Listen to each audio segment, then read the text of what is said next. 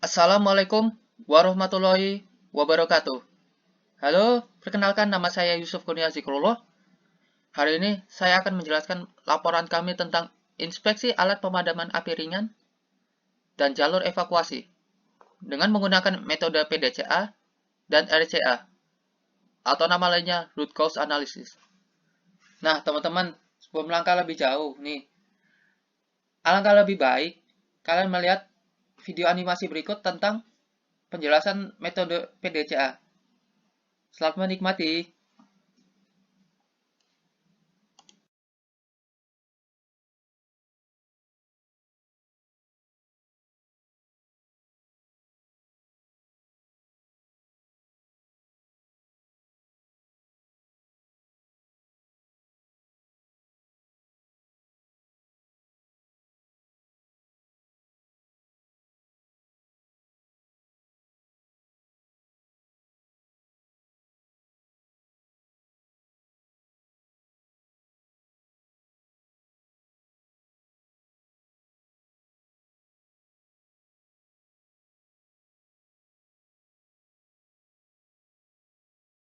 Inspeksi kami dilakukan di Gedung A lantai 1 dan di Perpustakaan Politeknik Perkapalan Negeri Surabaya. Gedung A lantai 1 dan perpustakaan ini terdiri atas 3 lantai yang terdiri dari berbagai ruangan. Seperti ini rincian ruangan pada kedua gedung tersebut. Tujuan inspeksi kami adalah untuk mengetahui ketersediaan APAR pada Gedung A lantai 1 dan di perpustakaan. Yang kedua yaitu untuk mengetahui keadaan APAR. Yang ketiga untuk mengetahui ketersediaan jalur evakuasi.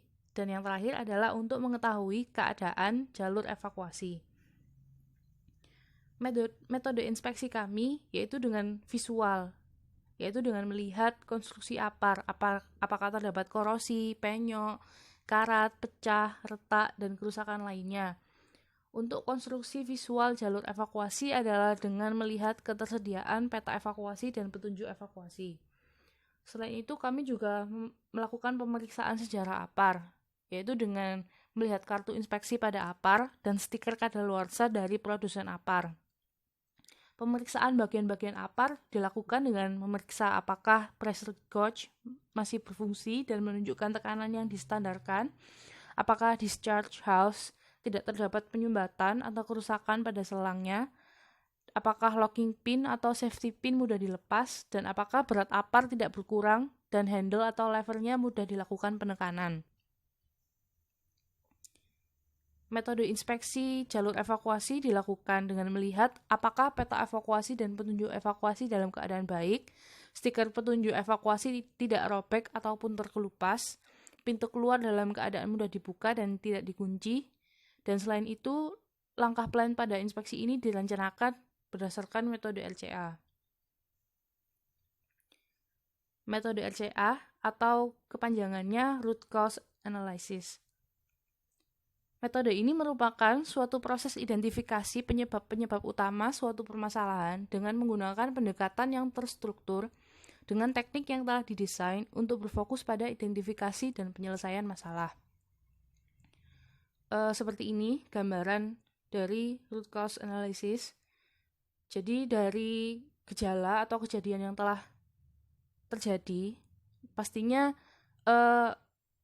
ada akar dari masalah itu, dan masalah itu pasti memiliki penyebab-penyebab yang tidak terlihat. Menurut Rooney dan Hövell tahun 2004, metode ini memiliki proses 4 langkah yang meliputi yang pertama pengumpulan data. Karena tanpa informasi dan pemahaman tentang kejadian yang lengkap, faktor-faktor penyebab dan akar penyebab yang terkait dengan kejadian tersebut tidak akan dapat diidentifikasi. Sebagian besar waktu yang dihabiskan dalam menganalisis suatu peristiwa akan dihabiskan dalam pengumpulan data. Yang kedua, yaitu pembuatan diagram faktor penyebab. Dimulai dengan diagram Ishikawa yang dimodifikasi setiap kali fakta yang lebih relevan terungkap. Faktor penyebab adalah semua hal yang berkontribusi, seperti kesalahan manusia dan kegagalan komponen pada kejadian, yang jika dihilangkan akan mampu mencegah terjadinya atau mengurangi keparahan. Dan dalam banyak analisis tradisional, semua perhatian akan dicurahkan pada faktor penyebab yang paling terlihat. Selanjutnya, dengan identifikasi akar penyebab. Langkah ini melibatkan penggunaan diagram keputusan untuk mengidentifikasi alasan yang mendasari atau alasan dari setiap faktor penyebab. Struktur diagram akan menunjukkan proses penalaran dari para peneliti dengan membantu mereka menjawab pertanyaan tentang mengapa faktor penyebab tertentu ada atau terjadi. Jadi identifikasi akar penyebab ini bisa membantu penyelidik untuk menentukan alasan mengapa peristiwa itu terjadi sehingga masalah di sekitar kejadian dapat diatasi. Dan langkah terakhir adalah pencarian rekomendasi dan implementasi.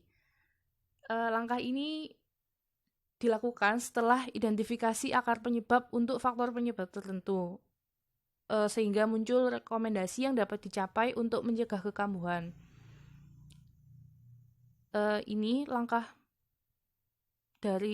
pertama dari metode RCA yang akan kami lakukan, mengumpulkan data sesuai dengan tabel yang ada di bawah ini. Lalu kami akan membuat diagram fishbone seperti pada gambar ini. Dan dari hasil inspeksi yang kami dapatkan, yaitu pada gedung lantai 1 tidak dilengkapi dengan peta evakuasi, tetapi terdapat stiker petunjuk arah untuk keluar dari gedung serta terdapat 3 pintu keluar. Selanjutnya kami mendapati bahwa pada lantai 2 perpustakaan tidak dilengkapi dengan peta evakuasi dan stiker petunjuk arah untuk menuju ke tangga, serta terdapat 1 pintu keluar menuju tangga darurat. Dan pada lantai 3 perpustakaan tidak dilengkapi dengan peta evakuasi dan stiker petunjuk arah untuk menuju ke tangga, serta terdapat 1 pintu keluar menuju tangga darurat. Selain itu, apar yang ditempatkan tidak pada tempatnya terletak pada ruang baca perpustakaan lantai 1. Jadi, apar itu hanya ditaruh di lantai, bukan digantung seperti seharusnya. Lalu yang terakhir, apar yang tidak memiliki kertas untuk mengetahui data keadaan apar terletak pada gedung A lantai 1 dan perpustakaan lantai 1 dan 2. Nah, dari inspeksi di atas, terdapat beberapa temuan yang merupakan penyebab terjadinya kecelakaan dalam analisa bahaya metode root cause analysis ini. Salah satunya yaitu apar yang dipasang dan digunakan sudah berlubang atau cacat karena karat. Salah satu temuan ini dapat disebabkan karena adanya paparan logam dengan oksigen dan air. Karat merupakan proses perubahan kimia yang terjadi secara alami dan menyebabkan korosi atau perusakan pada permukaan logam. Beberapa bahaya yang timbul apabila media apar kadaluarsa dan apabila apar itu berkarat antara lain adalah yang pertama, adanya penyumbatan pada output apar. Dan penyumbatan ini terjadi karena media yang menggumpal, biasanya pada apar tipe dry chemical powder, yang menyebabkan apar tidak bisa digunakan dan menyebabkan upaya pemadaman api gagal. Jadi kesimpulannya dapat menyebabkan macet. Yang kedua, ledakan karena penyumbatan pada output apar. Karena di dalam apar itu ada tekanan yang tinggi kan, dan apabila terhambat, maka apar itu bisa meledak. Yang ketiga, media apar yang kadaluarsa dapat menjadi racun. Jika isi tabung apar keluar dari sela-sela tabung dan meracuni udara dalam ruangan, maka itu akan dapat membahayakan orang yang ada di ruangan tersebut. Ini hasil analisis menggunakan metode RCA yang telah kami lakukan. Contohnya ada kejadian kebakaran. Kenapa ada kejadian itu? Karena api yang membesar dan yang tidak dapat dikendalikan. Kenapa ada api yang membesar? Karena upaya pemadaman terlambat atau gagal. Misalnya karena penggunaan apar yang gagal. Lalu apa penyebab awal api itu? Yaitu adanya percikan. Kenapa ada percikan? Karena terdapat sumber bahaya api, dan munculnya percikan atau sumber bahaya api itu karena tidak ada pengendalian bahaya. Ya, seperti itu contoh root cause. Lalu kami melakukan rekomendasi atau perbaikan dengan menggunakan metode PDCA. Yang pertama adalah P atau plan. Rencana perbaikan. untuk rencana perbaikan ini berdasarkan hasil temuan mahasiswa yang telah melakukan inspeksi adalah yang pertama, melakukan inspeksi rutin pada APAR untuk mengetahui adanya kerusakan-kerusakan pada komponen APAR. Lalu mengganti komponen yang rusak dengan segera, mengupdate kartu APAR dengan menggunakan bantuan aplikasi, contohnya FireCheck. Dan terakhir, memantau masa kadaluarsa APAR agar tahu saat yang tepat untuk mengganti atau melakukan pengisian ulang. Lalu ada pelaksanaan perbaikan yang akan dilaksanakan oleh pihak sarana prasarana untuk rencana pertama, yaitu mengganti komponen yang rusak. Lalu untuk pihak UPK 3 untuk rencana kedua dengan mengupdate kartu APAR dengan menggunakan bantuan aplikasi, contohnya FireCheck. Dan yang ketiga, pihak penanggung jawab lokasi atau dosen pengajar untuk melakukan inspeksi rutin pada APAR untuk mengetahui adanya kerusakan-kerusakan pada komponen dan memantau masa kadaluarsa APAR, serta tim audit atau inspektor untuk memantau dan menilai kelanjutan dari pelaksanaan dari rencana ini. Informasi perbaikan yang dilakukan, lokasinya yaitu di Gedung A lantai 1 dan Perpustakaan PPNS. Spesifikasi dari lokasi ini yaitu lokasi yang digunakan untuk ruang baca bagi warga PPNS dan non-PPNS yang di dalamnya terdapat perpustakaan dengan banyak buku dan beberapa komputer.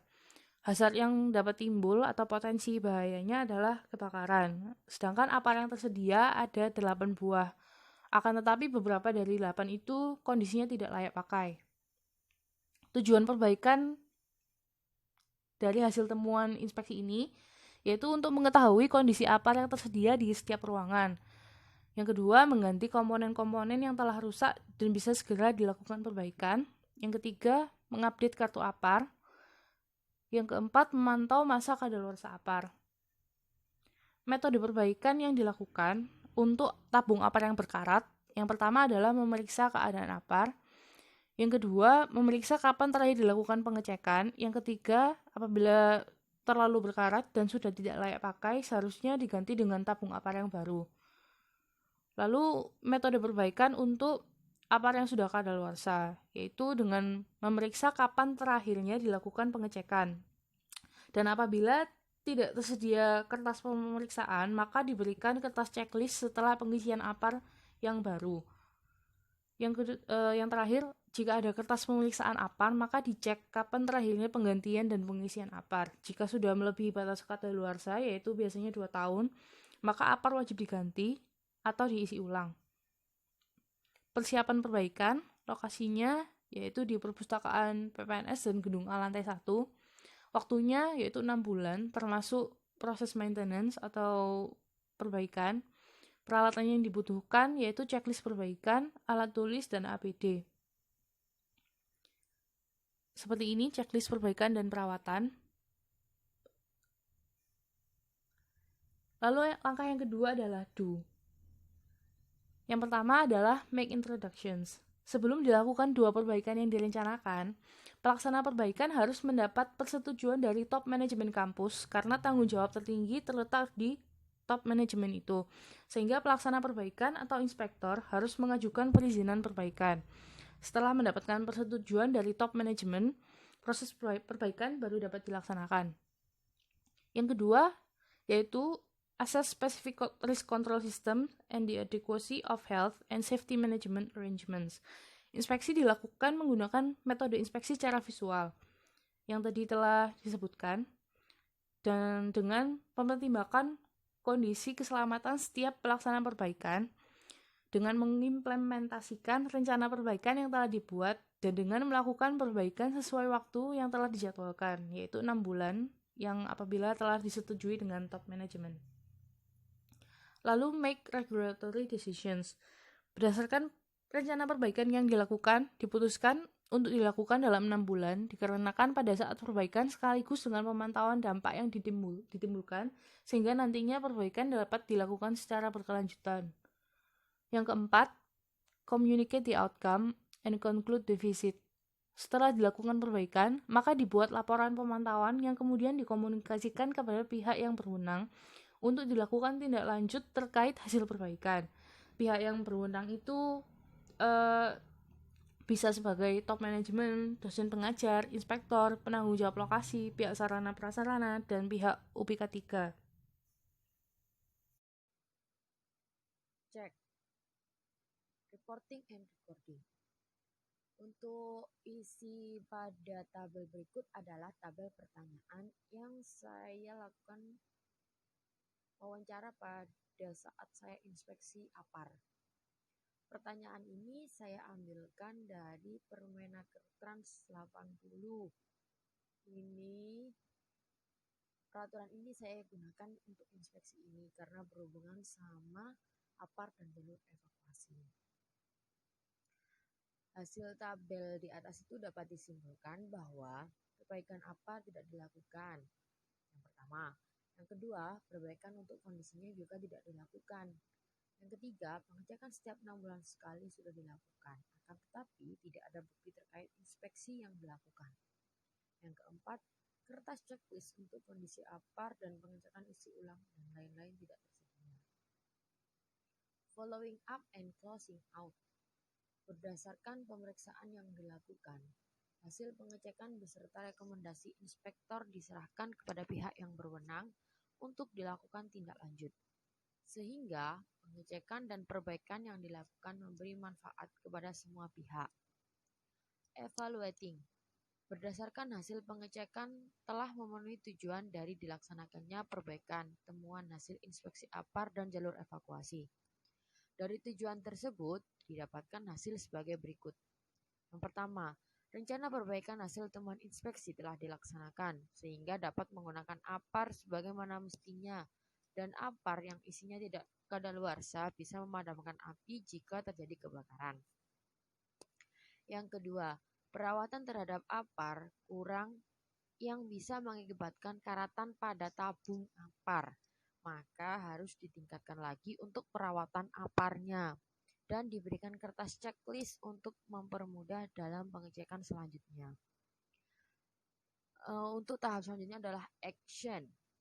Selain dilakukan pengadaan dan perbaikan pada APAR dan jalur evakuasi, perlu dibuatkan suatu kebijakan pada karyawan untuk sadar akan pentingnya APAR dan jalur evakuasi, serta juga dibutuhkan pelatihan untuk karyawan agar dapat melakukan tindakan penanggulangan dan mitigasi yang tepat saat terjadi kebakaran. Kebijakan tersebut antara lain dapat dijabarkan melalui metode 3 matrix. Regulasi menerapkan pentingnya APAR dan jalur evakuasi sebagai sarana penanggulangan dan mitigasi kebakaran. Berikut adalah tabel 3 matrix-nya. Selain itu, terdapat beberapa intervensi dalam mensukseskan kebijakan yang akan ditetapkan, yaitu penentuan regulasi, menerapkan pentingnya APAR dan jalur evakuasi sebagai sarana penanggulangan dan mitigasi kebakaran. Yang kedua, pemberian sesuatu yang menimbulkan pembiasaan. Contohnya memasang stiker dan peta jalur evakuasi pada gedung A lantai 1 dan perpustakaan PPNS. Selanjutnya, menggunakan pesan moral atau slogan. Memastikan ketersediaan APAR dan jalur evakuasi itu sama dengan memastikan keamanan nyawa Anda. Melibatkan target dalam pembuatan kebijakan. Itu seperti mengawasi dan mengecek ketersediaan APAR dan jalur evakuasi setiap 3 bulan sekali. Waktu dan tempat yang tepat. Setiap hari dan saat briefing sebelum praktikum atau kuliah itu disampaikan. F. Pemberian konsekuensi saat melanggar kebijakan. Memberikan surat peringatan kepada mahasiswa atau dosen atau karyawan. Untuk pemberian pelatihan kepada warga PPNS dapat dilakukan dengan langkah sebagai berikut.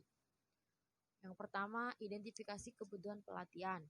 PPNS memiliki bengkel dan lab yang berpotensi tinggi terjadi kebakaran. Yang kedua, warga PPNS yang masih asing terhadap penggunaan objek baru yang memiliki resiko dapat menyebabkan kebakaran.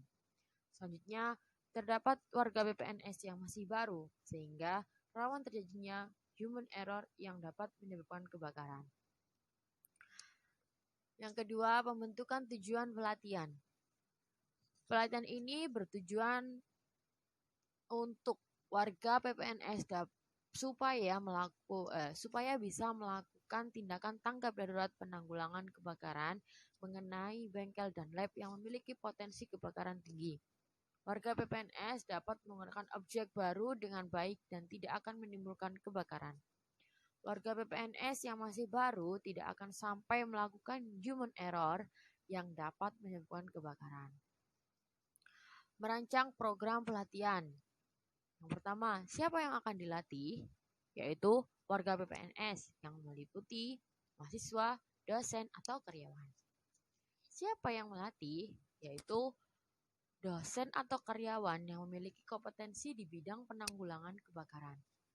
Lokasi pelatihan area kampus PPNS, contohnya di Dewa Ruci, Gedung J, atau yang lain. Metode pelatihan. Di sini ada beberapa metode. Yang pertama yaitu training center atau vestibule training. Pelatihan ini dilakukan di dalam ruangan, di mana peserta mendapatkan pengetahuan teori mengenai perkuliahan yang akan mereka lakukan dan bahaya-bahaya yang ada termasuk bahaya kebakaran. Demonstration and examples. Dosen atau karyawan yang berkompeten menjelaskan dan menampilkan sesuatu yang berkaitan dengan perkuliahan dan juga memberikan penjelasan langkah demi langkah mengenai apa yang harus dilakukan saat terjadi kebakaran atau keadaan darurat lain. Simulation. Para peserta akan merasakan dan menyentuh peralatan mengenai penanggulangan. Contohnya APAR dan evakuasi kebakaran yang disimulasikan. Eksekusi. Pelatihan diadakan dengan peserta tiap prodi selama 2 minggu bergantian. Setiap 2 minggu sekali, pesertanya berbeda-beda. Evaluasi dilakukan pada tiap peserta yang telah diberikan pelatihan untuk menguji tingkat pemahaman materi yang telah diberikan. Pengujian dilakukan dengan memberikan post-test dan simulasi mengenai penggunaan APAR dan tanggap darurat ketika terjadi kebakaran atau kondisi darurat lainnya.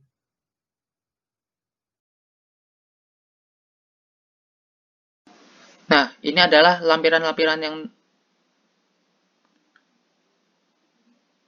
ditampilkan.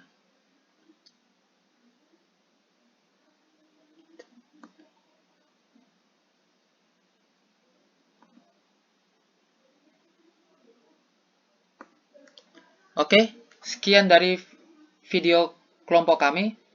Mohon maaf bila ada kesalahan. Terima kasih. Assalamualaikum warahmatullahi wabarakatuh.